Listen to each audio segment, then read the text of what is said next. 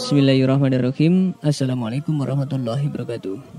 Mungkin kita semua sudah tahu tentang kisah iblis yang pernah diusir dari surga karena kesombongannya. Namun tahukah kalian ternyata iblis juga pernah ingin bertaubat kepada Allah Subhanahu wa taala, dan saat itu pula ia memberi peringatan kepada Nabi Musa alaihissalam. Apa sajakah peringatan itu? Sebelumnya tekan tombol subscribe dan nyalakan loncengnya. Bagikan video ini ke teman dan keluarga kalian, karena sebaik-baik kalian adalah orang yang mempelajari Al-Quran kemudian mengajarkannya kepada orang lain. Satu lagi, simak video ini sampai selesai biar nggak salah paham. Kita mungkin sedikit aneh jika tahu kalau iblis pernah ingin bertaubat kepada Allah Subhanahu wa taala. Pasalnya, mengingat ia sebelumnya menolak perintah Allah Subhanahu wa taala untuk memberikan penghormatan kepada Nabi Adam alaihissalam. Seperti yang dijelaskan oleh Ibnu Asakir dalam kitabnya At-Tarikh Dimasyik, bahwa sekali sewaktu iblis menemui Nabi Musa alaihissalam untuk memohonkan ampun kepada Allah Subhanahu wa taala atas dosa-dosa yang telah diperbuat. Dikisahkan suatu waktu iblis bertemu dengan Nabi Musa alaihissalam seraya berkata, "Wahai Musa, engkau adalah manusia pilihan Allah dengan risalah kenabian darinya, dan Allah berbicara kepadamu dengan pembicaraan yang secara langsung. Dan aku adalah ciptaannya Allah, dan aku dahulu pernah berbuat dosa, dan saat ini aku ingin bertaubat atas dosaku itu. Maka tolonglah aku. Mohonkanlah kepada Allah keringanan bagiku kepada Tuhanku yang maha agung dan mulia, agar dia menerima taubatku." Setelah mendengar permintaan iblis, Nabi Musa alaihissalam berdoa kepada Allah, dan Allah mengabulkan dengan berfirman kepada Nabi Musa, "Wahai Musa, aku telah mengabulkan permohonanmu." Allah yang maha pengampun menerima taubat iblis. Tetapi Allah mewahyukan kepada Nabi Musa alaihissalam sebuah syarat diterimanya taubatnya iblis, yaitu iblis harus memberikan sujud penghormatan kepada Nabi Adam alaihissalam yang dulu belum dilakukan oleh iblis. Mendengar hal itu, iblis kembali sombong, marah dan menolak syarat itu karena ia merasa saat hidup saja ia tidak mau bersujud pada Adam, apalagi saat mati. Pada saat itulah iblis memberikan peringatan kepada Nabi Musa alaihissalam dan berkata, "Wahai Musa, sungguh engkau memiliki hak atasku karena dirimu telah memohonkan keringanan kepada Tuhanku. Ingatlah dariku akan 3 keadaan supaya engkau selamat dari kebinasaan dalam ketiga keadaan itu." 3 peringatan yang diberitakan iblis kepada Nabi Musa alaihissalam yaitu, yang pertama, ingatlah aku saat dirimu marah, karena saat itu akulah yang berbisik dalam hatimu dan pandanganku ada dalam pandanganmu. Aku masuk ke dalam dirimu melalui aliran darah. Peringatan iblis yang kedua yaitu, ingatlah aku ketika engkau dalam peperangan, karena sesungguhnya akulah yang mendatangi manusia saat peperangan, lalu aku ingatkan mereka akan anak dan istrinya, hingga akhirnya pun mereka lari dari peperangan. Dan peringatan yang ketiga, iblis berkata, janganlah engkau duduk bersama perempuan yang bukan mahrammu, karena aku adalah perantaranya kepadamu, dan perantaramu kepadanya untuk berbuat zina. Dari kisah itu, kita bisa mengambil kesimpulan kalau ada 3 keadaan yang membuat iblis beserta bala tentaranya akan efektif menguasai manusia, yaitu saat marah, saat berkecamuknya peperangan, dan saat berduaan dengan wanita yang bukan muhrim.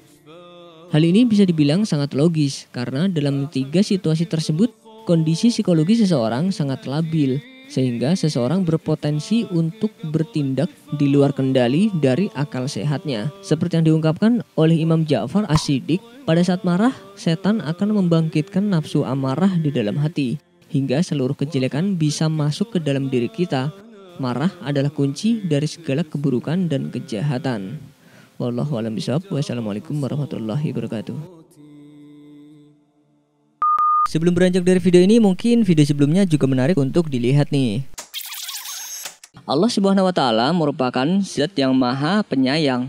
Oleh karena itu, Allah Subhanahu wa taala sangat mencintai seluruh umatnya. Ada perilaku hambanya yang membuat dirinya menjadi musuh Allah Subhanahu wa taala. Perilaku manusia yang seperti apakah itu? Seperti yang disebutkan dalam hadis dari Abu Hurairah radhiyallahu anhu, dari Rasulullah shallallahu alaihi wasallam bersabda, Allah taala berfirman, Ada 3 jenis orang yang aku merupakan musuh mereka pada hari kiamat. Seseorang yang bersumpah atas namaku lalu mengingkarinya. Seseorang yang menjual orang merdeka lalu memakan uang dari harganya, dan seseorang yang mempekerjakan pekerja kemudian pekerja itu menyelesaikan pekerjaannya namun tidak membayar upahnya. Hadis riwayat Bukhari. Hadis tersebut menyiratkan beberapa adab dan kesolehan secara vertikal dan horizontal. Maksud secara vertikal berarti kesolehan manusia di hadapan Allah Subhanahu wa taala, sedangkan secara horizontal berarti kesalahan sosial hamba Allah yang harus dilakukan pada sesamanya. Oleh karena itu, Allah menyebutkan bahwa ada 3 golongan yang kelak menjadi musuh Allah Subhanahu wa taala saat hari kiamat nanti. Seperti yang disebutkan dalam hadis sebelumnya, golongan pertama yang akan menjadi musuh Allah adalah mereka yang ingkar janji. Dalam Islam, janji dianalogikan sebagai sebuah hutang, di mana hutang adalah wajib ditunaikan. Ada sebuah hadis riwayat Ahmad dan Al-Bazzar yang menyebutkan, tidak ada iman bagi orang yang tidak memiliki amanah, dan tidak ada agama bagi orang yang tidak memegang janji. Hadis riwayat Ahmad dan Al-Bazzar. Bahkan secara tidak langsung orang yang mengingkari janjinya termasuk dalam kategori orang munafik. Beberapa ciri orang munafik diantaranya yaitu pendusta, pengingkar janji, dan pengkhianat. Hal ini juga diperkuat dalam Al-Quran surat An-Nisa ayat 58 yang berbunyi, sesungguhnya Allah menyuruh kamu menyampaikan amanat kepada orang yang berhak menerimanya, dan menyuruh kamu apabila menetapkan hukum di antara manusia supaya kamu menetapkan dengan adil. Quran surat An-Nisa ayat 58. Perintah Allah dalam melaksanakan amanah dan menunaikan janji merupakan bukti bahwa manusia harus menjaga hak-hak baik kepada Tuhannya maupun sesamanya.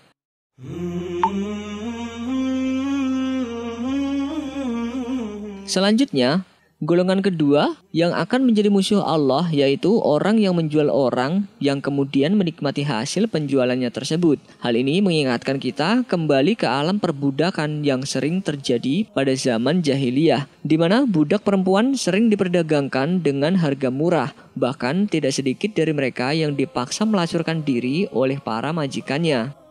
Jika menoleh zaman sekarang, hal tersebut lebih dikenal dengan istilah human trafficking. Praktik pemaksaan budak tersebut tertera dalam surat An-Nur ayat 33 yang berbunyi, dan janganlah kamu paksa budak-budak wanitamu untuk melakukan pelacuran, sedang mereka sendiri mengingini kesucian, karena kamu hendak mencari keuntungan duniawi. Dan barang siapa yang memaksa mereka, maka sesungguhnya Allah adalah Maha Pengampun lagi Maha Penyayang kepada mereka sesudah mereka dipaksa itu. Quran surat An-Nur ayat 33.